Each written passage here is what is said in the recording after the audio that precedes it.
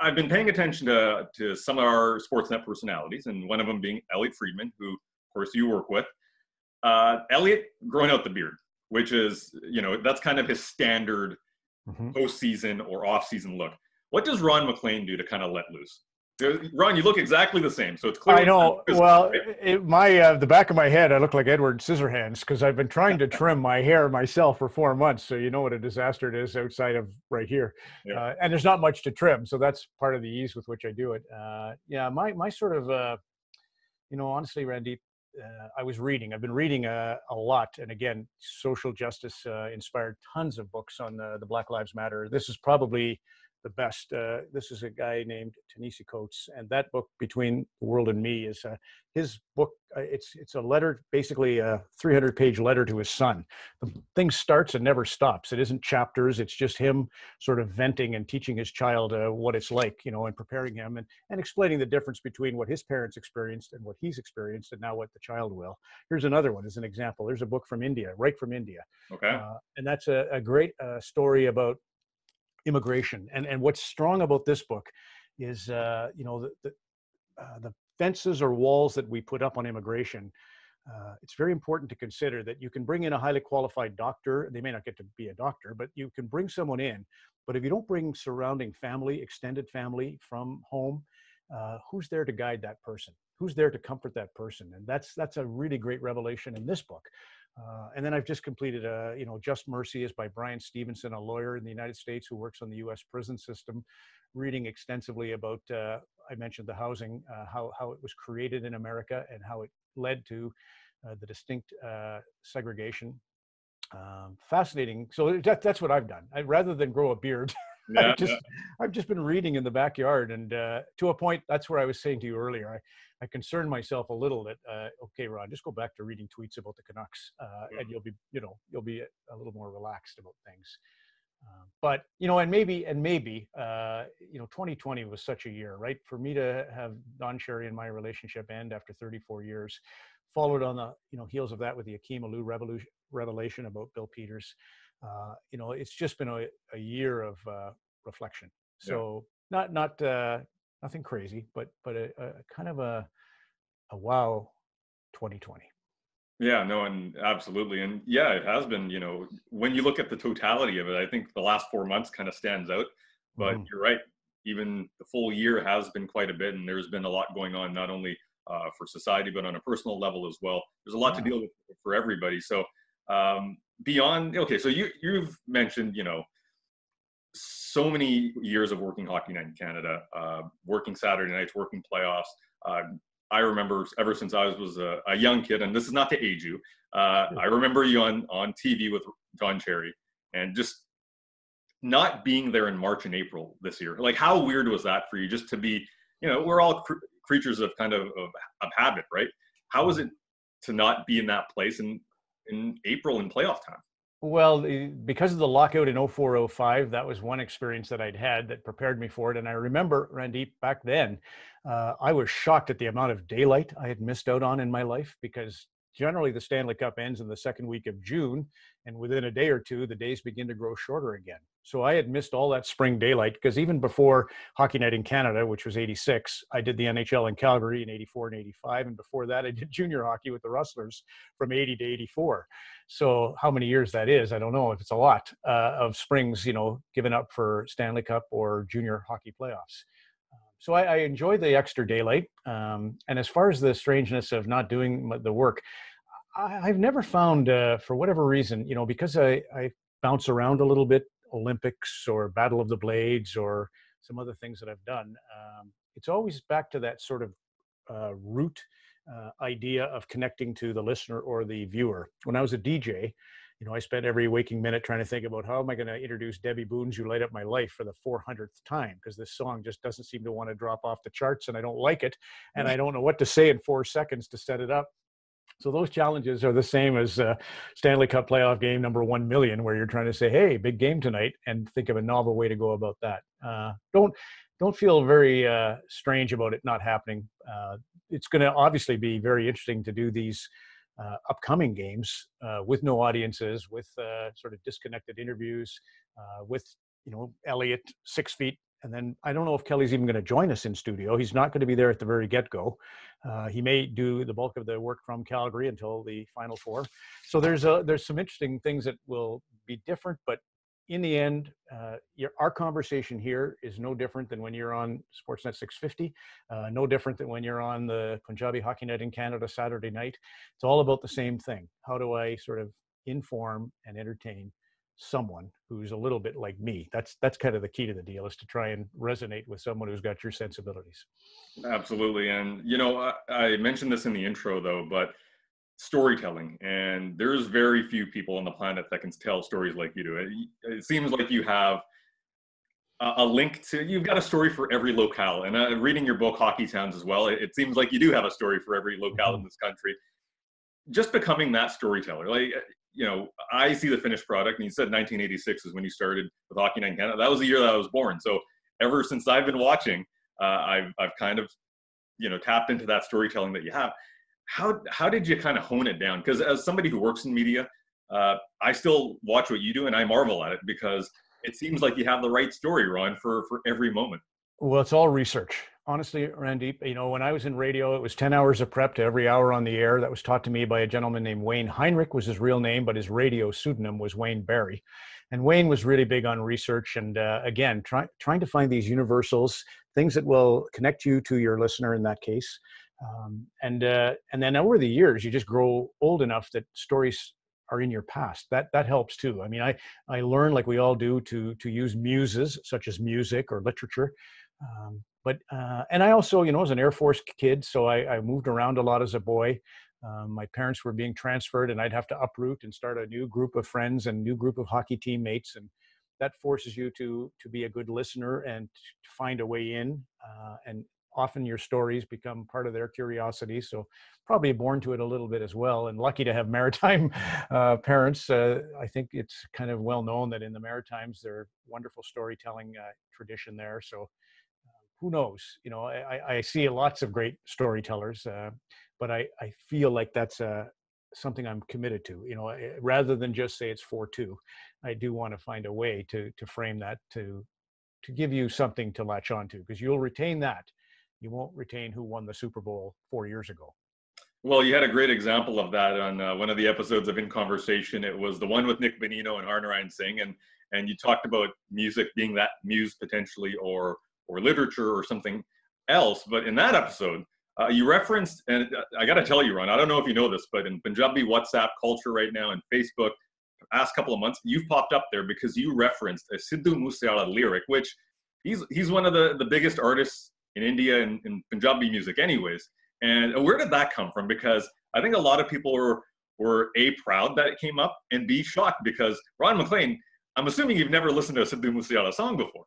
Well, I did, and the only way I did is I went to Google, of course, and I found the top 10 Punjabi singers and top 10 songs, and it wasn't just current, it was the best songs all time. Okay. And I listened to each, and I decided, and some were Sikh, some were Punjabi, I just looked at, the differences in the artists and what the connection might be, and I kind of tried to connected to Harnarayan and his tabla playing and his Punjabi Hockey Night in Canada, and chose that artist. And it was it was actually a quote of his, about being ahead, of the pack, which I loved. I will tell you, Randy, my favorite song of all time, and this In Conversation series was a fantastic, again, eye-opener in terms of my ignorance on hip-hop music. Hip-hop has been the modern rock and roll for 20 years now. It's been on top of the charts. Drake is Canada's best example, but there's lots of them. It's just such a big thing. And it reminds me that I grew up in the 60s. Well, I was young, but I did grow up in the 60s when the British invasion occurred with the Beatles and the Stones and so on. And it would be like missing that. It would be like growing up and not being aware of a British invasion, for me to be so locked into my classic rock and roll and not know about hip hop.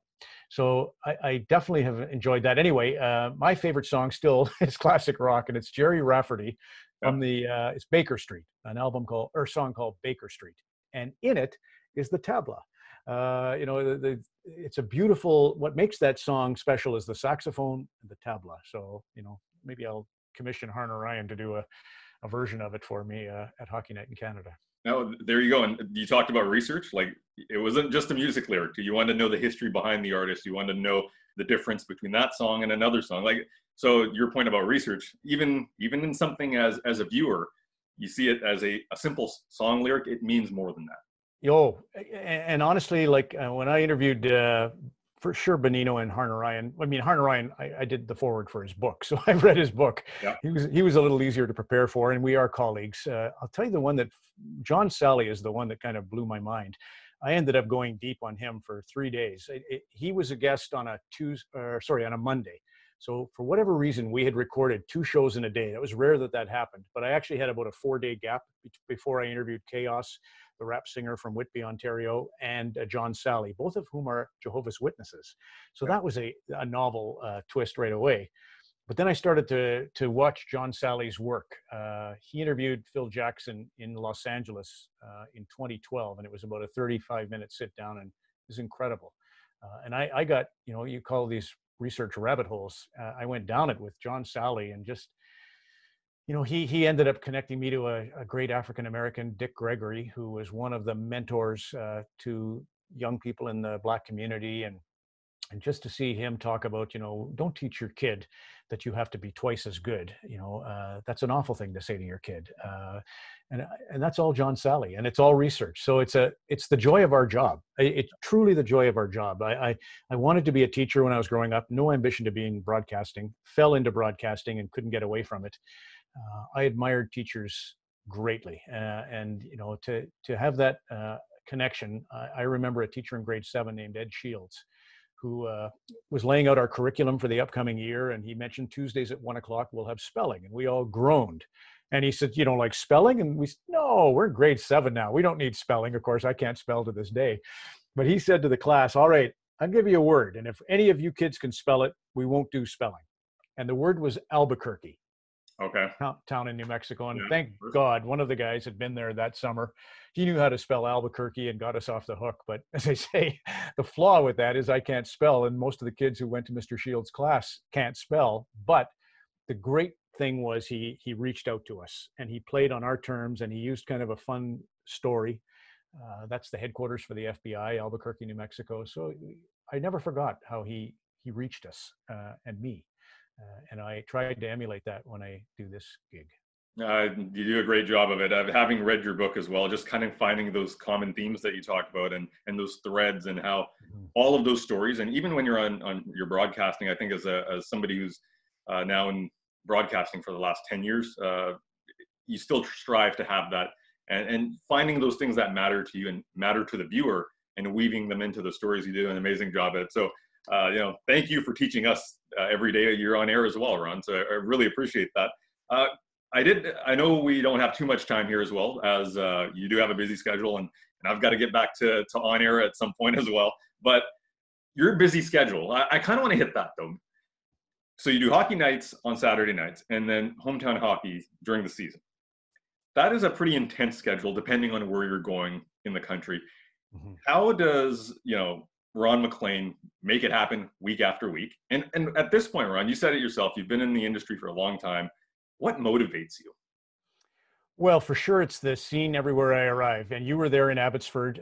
We did a lovely little item on the Gersic Temple.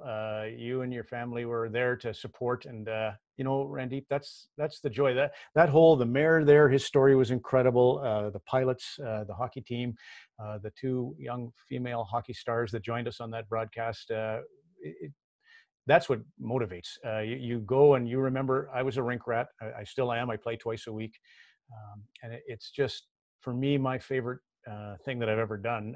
I did enjoy the In Conversation series a ton too, but that's what hometown hockey is at core. And that's why Tara Sloan is doing her Top of Her Game series. She's very committed to the storytelling and the ethics, right, behind the story. So we both connect really well on that. I'm blessed that she's in town ahead of time to kind of start to do a little bit of the research and sort of say, okay, Ron, well, here's the thing we really need to get to, because this resonates in the community. Because when you come in from Toronto, like the White Knight, you can really get it wrong. So it's nice that we do it that way, that Tara's on the ground for a couple of days. And then I arrive, some ungodly hour of the morning. Usually I get into Vancouver at about 4, I think I got to the hotel in Abbotsford at about 5 a.m, get a few hours sleep. I remember actually the first time I was in Burnaby, season 1, it was show number 4, and I flew first thing in the morning on a Sunday morning. So I was at the airport in Toronto at 4 a.m, got the 7 a.m. out to Vancouver and went right to the meet and greet. And the Punjabi broadcasters were all there. And John Batchelor is the coach of the new Westminster hockey team, just a really highly decorated, the Burnaby Winter Club. So I remember that. I remember how the people, like Emerson said, there is no history, only biography. Yeah, that's what makes it exciting to do that, and it's worth the price. I mean, if I had to move on Hockey Night in Canada, I'd be okay. I already did a couple of times, but certainly I didn't begrudge George doing it. I love George, and we've got such talented guys and women now who could host Hockey Night in Canada. So one day that will have to stop, but I hope the hometown hockey kind of carries on for a few years, because I truly love that. Yeah, and those stories that you tell, and Tara's done an amazing job. And then having attended the one in Abbotsford and a few others as well, New West was a great one. A few, yeah, I think you mentioned, I think Abbotsford's been done twice now. Also, yep. Yeah, been to both of those. Just not only the people that you see on air and the interviewees, but the crew behind the scenes, amazing people as well. So I'm with you on that. I hope hometown hockey's been telling those stories that often we know at the grassroots level, but we don't share. And hometown hockey's really done that. So salute to you on doing that. Before I let you go here, because I know we got to get ready for hockey season. I want to ask you about that. Hockey Night in Canada coming back, of course, for the resumption of play. You're going to have playoff series. You're going to have qualifiers. What's in store for Sportsnet and Hockey Night in Canada? Ron, can you give us a sneak peek of what's coming? Well, I actually know, I was saying to you, Randip, we have a production meeting this afternoon to kind of understand how we do. Some of it Zoom, some of it, will be a real scramble, I think, to just logistically pull off. But the joy is, it's kind of like the Olympics. In the old days, we used to run pretty specific features about culture and background of the athlete, and we would do tribunals on steroids. And then Canada became more and more successful in sport, and we just started to follow the ball to the next gold medal. And it became a little easier. And that's, there's truth in that, in a way, having said all that I said about how I love the story and the ethics and the exploration, the questions are more important than the answers. This is one that is so intriguing. How in the world are these teams going to come together? When we do a case study after this year's playoff, we'll want to know, was it youth that won the day? Was it cohesion, teams that had been together a little bit longer? Was it home arenas? Was it the number of superstars? What was it, goaltending? There's going to be such a sort of dissection of the anatomy of the Stanley Cup this time that I can't wait. And I don't think we need to do too much in the way of worrying. We just need to make sure there's a camera in the Rogers Place and a camera in Scotiabank Arena, and we'll be fine. And I just am thoroughly, like I think all of us, intrigued to see how this plays out. And I will say, Randip, I was playing with 3 professional hockey players who aren't in the NHL. Yeah. Brendan DeFazio is a pal here in Oakville, and his buddy Justin Peters, who is a goalie, played in the NHL. And I asked Brendan, who's going to win the cup? And he didn't bat an eye and said the Vancouver Canucks, and his eyes lit up. Is that right? Yeah, and he's not the only one. I played beer league hockey last Sunday night in a rink here in Oakville, called the Cutting Edge, and which is a great hockey team out there in the Lower Mainland. Anyway, they picked the Vancouver Canucks, my buddies. So I don't know what they're seeing. I kind of like Edmonton to win the Stanley Cup, which is also a long shot, but you could see it with Draisaitl and McDavid, right? Mm-hmm. But there's a lot of fans who believe in the Canucks, and so if they're right, you've got a big spring coming, or a big fall coming. Eventually, but yes, we're all of our calendars are messed up right now. That's right. Yeah. The viewers in Vancouver are going to love hearing that, and also the viewers in Edmonton as well, because every team, it seems like, has a reason. And we've done this on our radio show, a segment called "So You're Saying There's a Chance," because every team in this has a chance. Even the Chicago Blackhawks, who some would argue that have no business. For sure. In the playoffs. Yeah. You got Jonathan Toews and you got Patrick Kane. I think you have a chance. Yeah, they would scare me. I like their young talent as well. They're a really good young team. So if they get hot for 10 days, that's all it takes to knock off a great team. Absolutely. It's going to be wild. Yeah, no, it's going to be great, and we're going to catch you on air as well, Hockey Night in Canada on Sportsnet as well. We're going to be on every Saturday with the Hockey Night in Canada Punjabi as well. Maybe there's a collaboration in store at some point as well, Ron. So great to have you on. I wish we could go longer, but I know hockey's coming back, which means the schedules are starting to get busy again, which is a good thing. Thank you so much for joining me today. Yeah, total pleasure, Randy. See you soon. Take care. Thank you very much.